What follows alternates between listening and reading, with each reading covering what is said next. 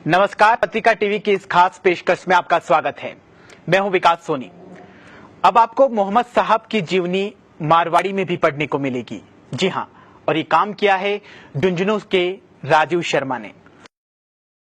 राजस्थान के झुंझुनू जिले में कोलसिया गांव में रहने वाले राजीव शर्मा ने पैगंबर हजरत मोहम्मद साहब की जीवनी मारवाड़ी में लिखी है, जिसका नाम है पैगंबर रो पैगाम। राजीव का कहना है कि ईद के मुबारक मौके पर देशवासियों के लिए उनकी ओर से ये तोहफा है ताकि हिंदुस्तान में सद्भाव का माहौल रहे।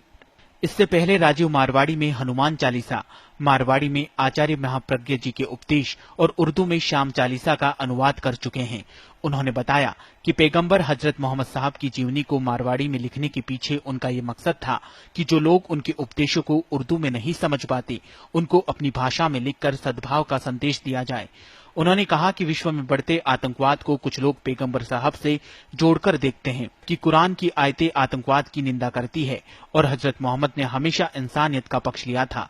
सुरेश शर्मा, पत्रिका टीवी, राजस्थान।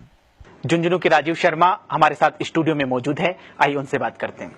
राजीव जी, पहले तो आपको ढेर सारी शुभकामनाएं मोहम्मद साहब की जीवनी को मारवाड़ी में लिखने के लिए। सर धन्यवाद। मेरा प्रश्न यह है कि आखिर मोहम्मद साहब की जीवनी को मारवाड़ी में लिखने के पीछे आपकी मुख्य वजह क्या रही?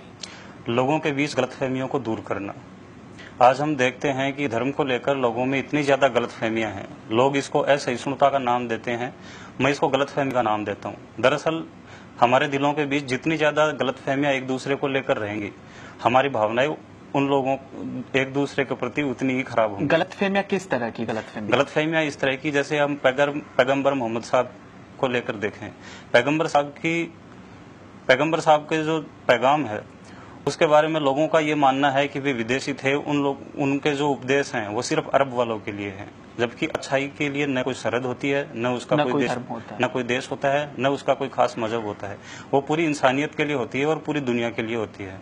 पैगंबर साहब की जीवनी को अगर आप उठाकर देखें तो उसमें ऐसी कई बातें हैं जो जितनी अरब वाले के लिए उपयोगी हैं उतनी रूस वाले के लिए भी जरूरी हैं और उतनी हिंदुस्तान के लिए जरूरी हैं। राजीव जी, आतंकवाद और इस्लाम को जोड़कर देखा जा रहा है, इस पर ये धार्मिक पुस्तकें, कुरान या मोहम्मद साहब का, इनके ऊपर क्या कहना है?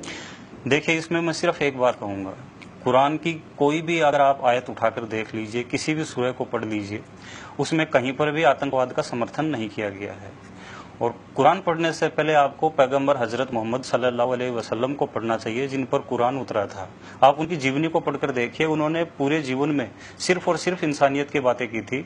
जो आदमी अपने दुश्मन को भी माफ करने का हौसला रखता है, वो आतंकवाद की बात कैसे कर सकता है? तो राजीव जी, इस पूरी मोहम्मद साहब की जीवनी को मारवाड़ी में लिखने में आपको कितना वक्त लगा? किताब को लिखने में मुझे 1 साल लगा और इसकी तैयारी के लिए मुझे कम से कम 10 साल लगे। 10 साल इस चीज को लेकर लगे कि क्षण भर लिखने के लिए आपको मन भर पढ़ना पड़ता है। जो भी चीज आप अगर लिखें तो पूरी जिम्मेदारी के साथ लिखें और उसमें कुछ गलतियां न रह जाएं। तो इसके लिए 10 साल तक मैंने सिर्फ और सिर्फ पढ़ाई की। जो विश्व के बड़े बड़े जो विद्वान हैं उनको पढ़ा और उनकी किताबें पढ़ने के बाद जैसा मैंने समझा उसको अपने नजरिए से बयान किया है। तो 1 साल मुझे लिखने में लगे और 10 साल जो है इसकी तैयारी करने में और लगे। इस किताब को लिखने की प्रेरणा आपको किन से मिली? किताब को लिखने की प्रेरणा कई चीजों से मिली, लेकिन मैं खास तौर से कहूंगा कि पैगंबर साहब का जीवन जो है वही सबसे बड़ा प्रेरणा स्रोत है। बांग्लादेश में जो भी हमला हुआ उसमें आतंकवादियों द्वारा कहा गया कि कुरान की आयतें पढ़कर सुनाई जाए।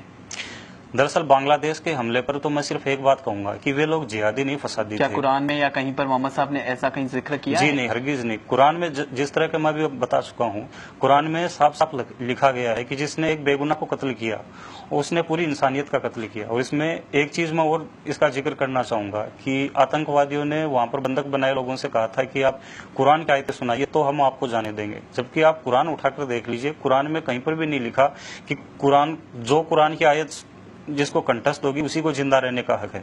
ऐसा बिल्कुल नहीं लिखा है। कुरान को पढ़ना अच्छी बात है और उसको जीवन में उतारना अच्छी बात है। कुरान को रटना भी एक हद तक समझ में आता है कि बिल्कुल अच्छी बात है, लेकिन ये कहाँ तक सच है कि अगर आप कुरान की आयतें नहीं सुनाएंगे तो हम आपका जो है गर्दन कलम कर देंगे। ये तो बिल्कुल जो शैतान का काम है। तो राजीव जी, आपको फिर से बहुत बहुत शुभकामनाएं मोहम्मद साहब की जीवनी को मारवाड़ी में लिखने के लिए, और हमारी ओर से बहुत बहुत शुभकामनाएं।